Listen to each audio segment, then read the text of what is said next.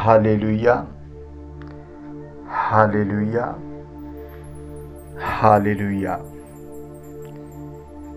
पवित्र आत्मा की प्रतिज्ञा आज टॉपिक है और आइए हम जानते हैं कि पवित्र आत्मा ने हमसे क्या प्रतिज्ञा किया है।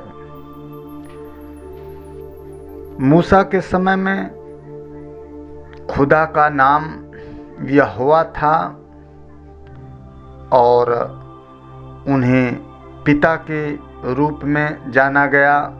पुराना नियम जब तक चला तब तक खुदा को पिता शब्द से पुकारा गया, लेकिन जब नया नियम आया उस समय पतरस के समय में पुत्र का रूप धारण करके वचन देहधारी हुआ। पिता के समय में सिर्फ वचन था, लेकिन पतरस के समय में लिखा हुआ है कि वचन देह धारी हुआ। वही वचन देह का रूप धारण किया, यानी वही प्रभु यीशु मसीह जो है देह का रूप धारण किए, वही पिता हैं। और स्वर्ग का द्वार, क्रूस का बलिदान और हमारे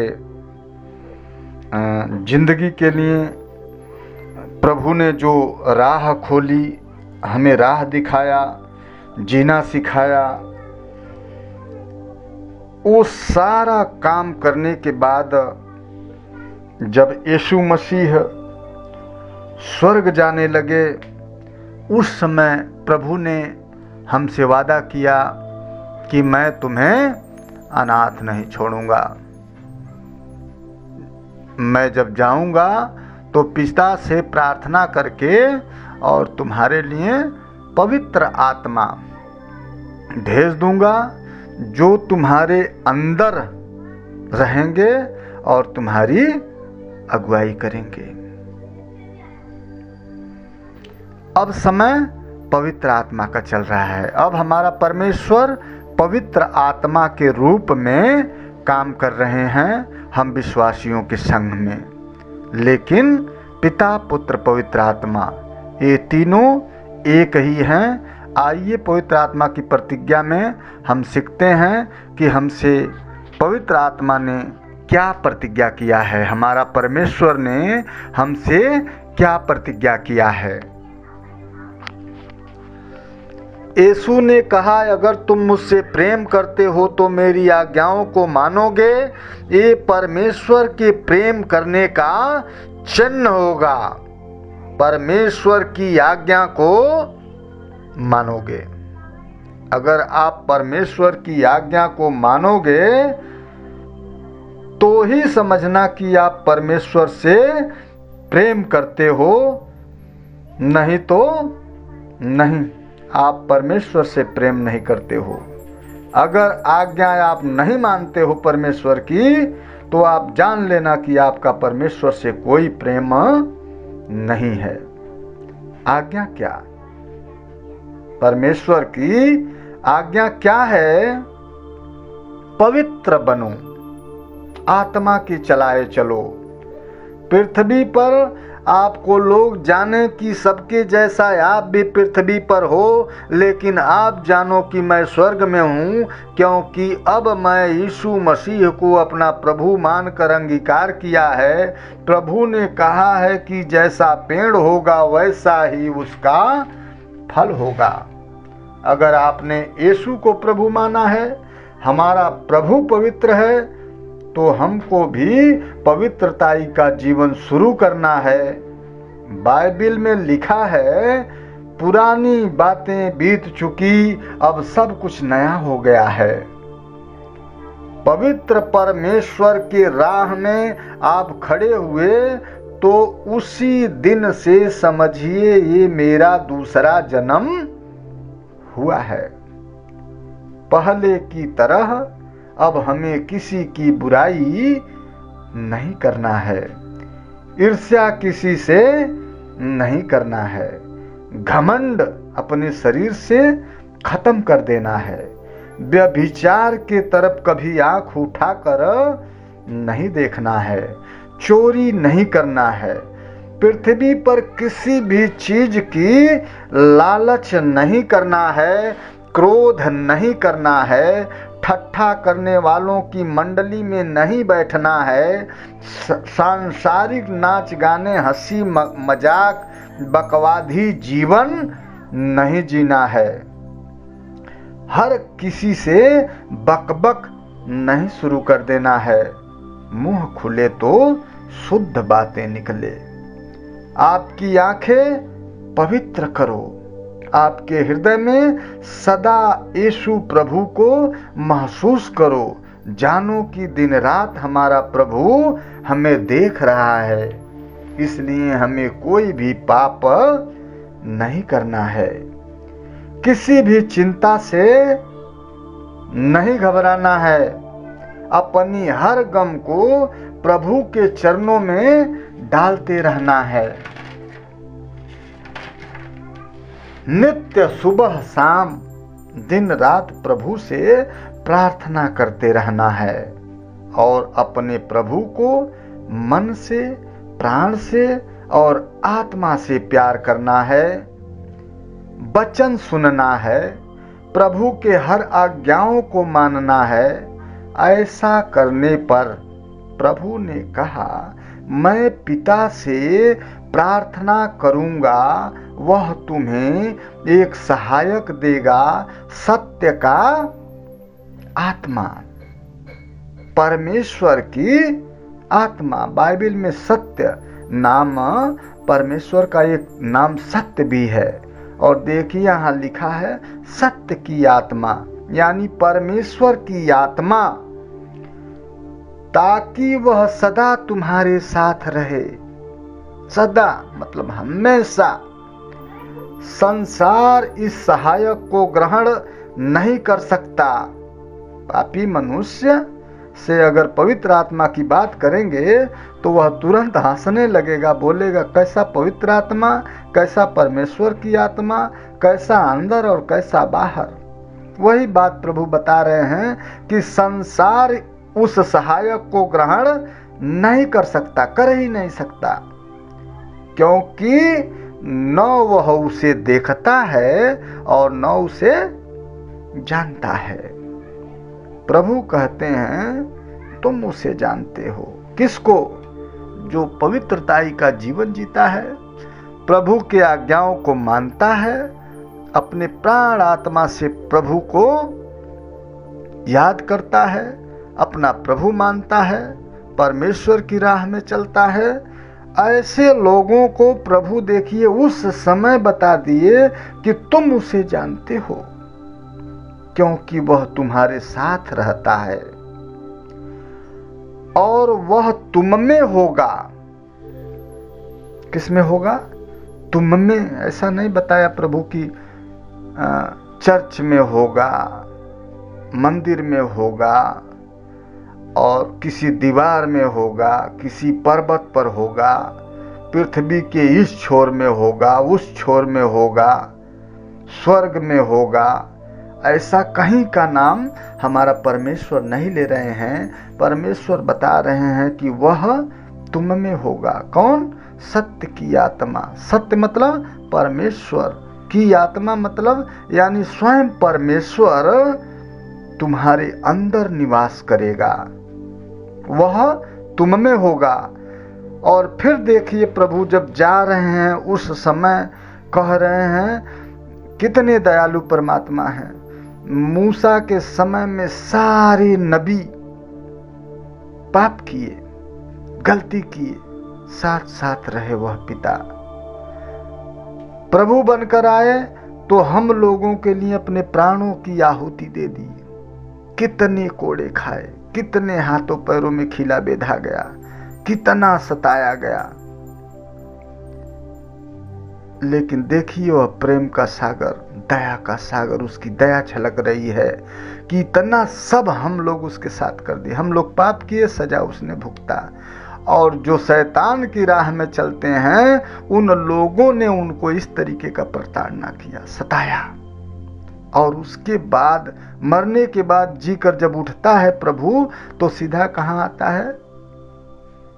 जो पवित्रताई में चलते हैं उन लोगों के बीच में वह परमेश्वर आ जाता है। 40 दिन उन लोगों के संग में रहता है, और रहने के बाद अब परमेश्वर हमसे विदाई ले रहा है कि हमारा समय हो गया है, अब मैं जा रहा हूँ। ऐसा नहीं है परमेश्वर रूठ कर चला गया, ठीक है तुम लोग जैसे रहो वैसे रहो, मैं जा रहा हूँ।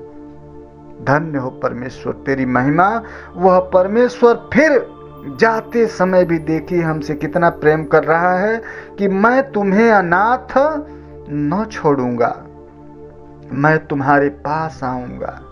देखिए साफ परमेश्वर बता रहा है कि मैं तुम्हारे पास आऊंगा। एक तो परमेश्वर जा रहा है, दूसरा वादा कर रहा है मैं तुम्हें अनाथ न छोड़ूंगा। मैं नहीं चाहता हूं कि तुम अकेले रहो मेरे बिना।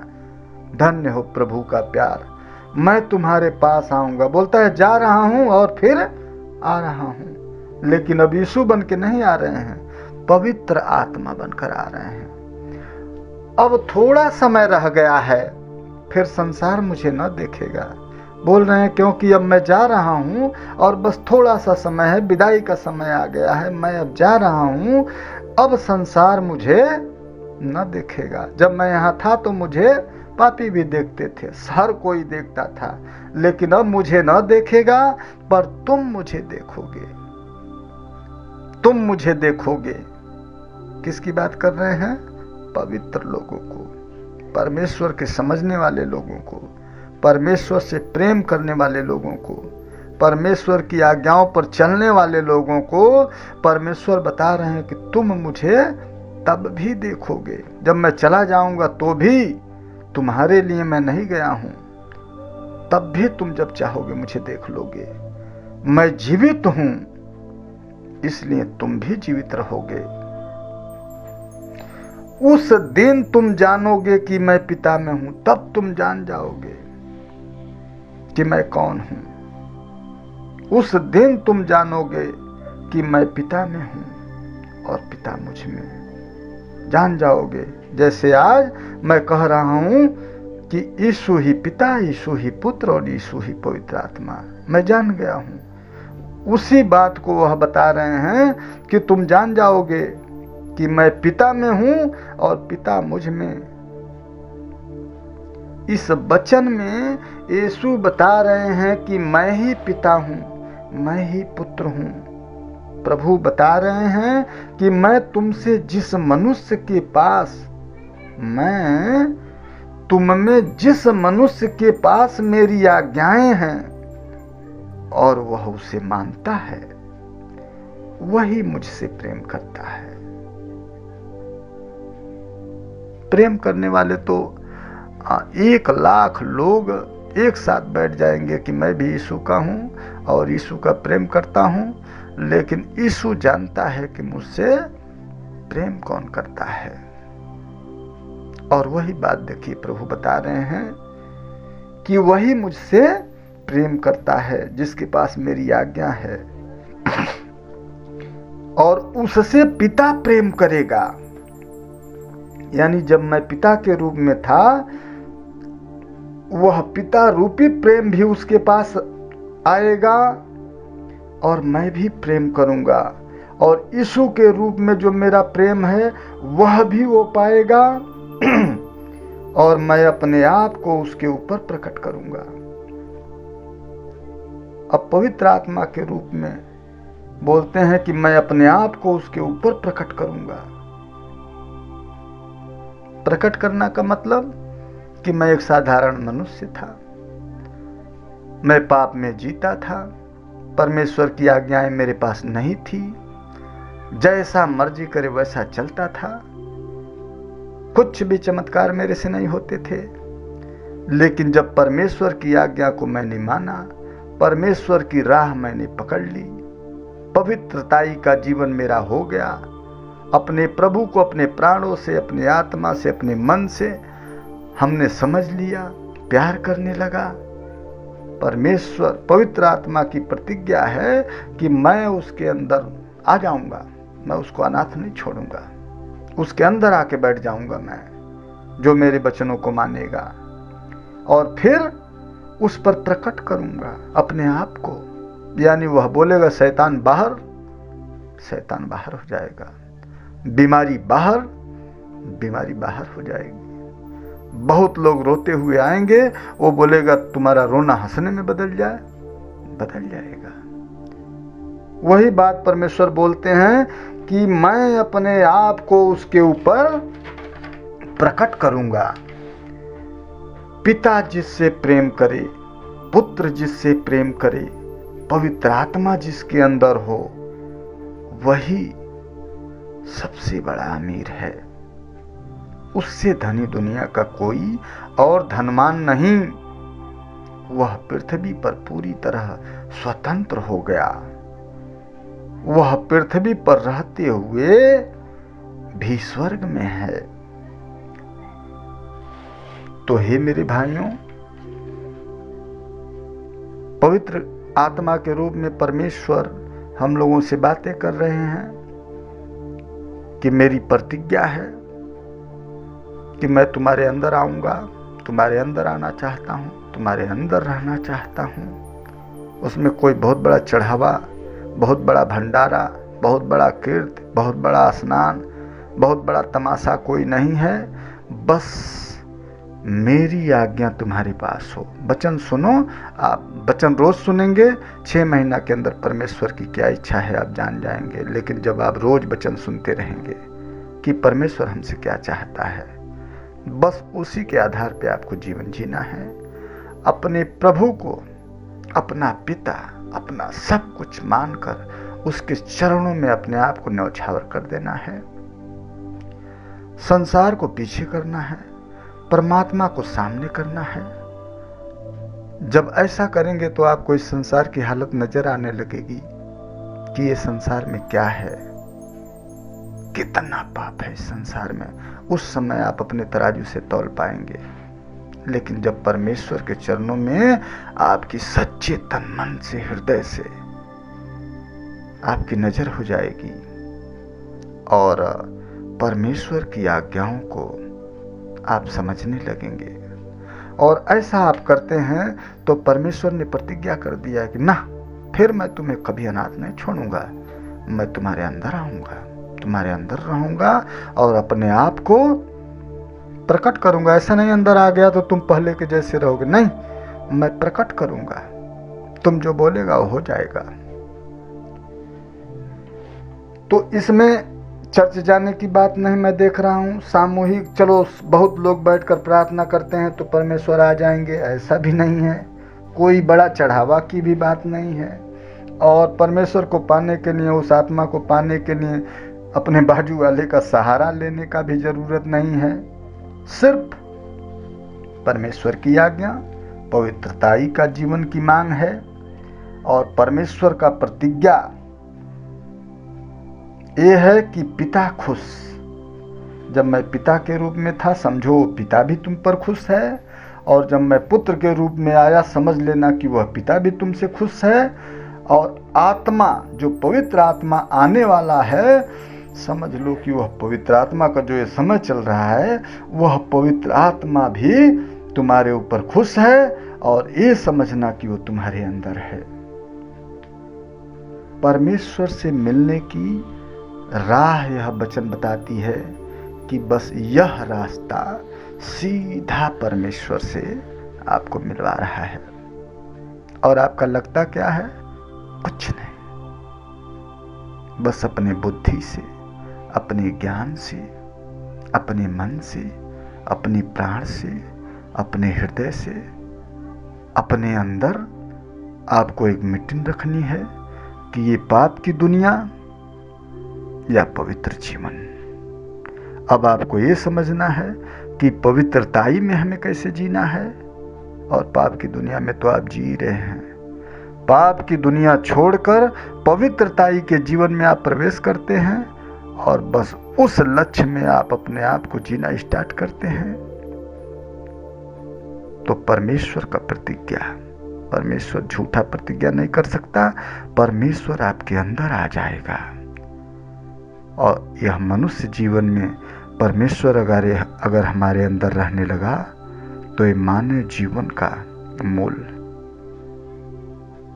मानव जीवन का अर्थ पूरा हो जाएगा।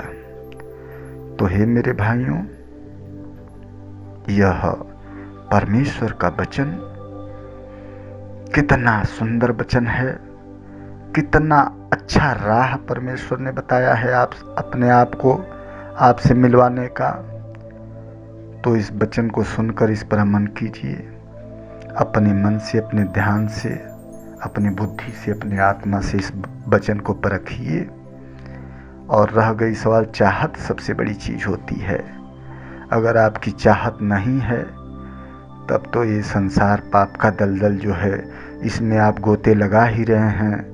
लेकिन अगर उसमें से निकल कर और जो हमें यहाँ भेजा है, जिसके पास जाना है, जो हमारा पिता है, सच्चा पिता, जिसने हमें सांसें दी है, जीवन दिया है, ये आंखें दिया है, ये बुद्धि दिया है, ये हाथ पैर दिया है, माँ बाप दिया है, रिश्तेदार दिया है, ये संसार दिया है, सूरज चंद्रमा पृथ्वी आकाश सबको बनाया है। उस पिता जिसे हम समझते हैं कि वो हमसे बहुत दूर है, वह पिता अपना हाथ आपके आगे किया है कि बोलो हमसे मिलना है। तो हे मेरे प्रियों, इस वचन को सुनने के बाद अगर आपका मन फिरे और आपका दिल चाहे तो आप उस परमेश्वर से मिल सकते हैं जो सूरज को बनाया है। प्रभु यीशु मसीह के नाम में आमीन। जय यीशु।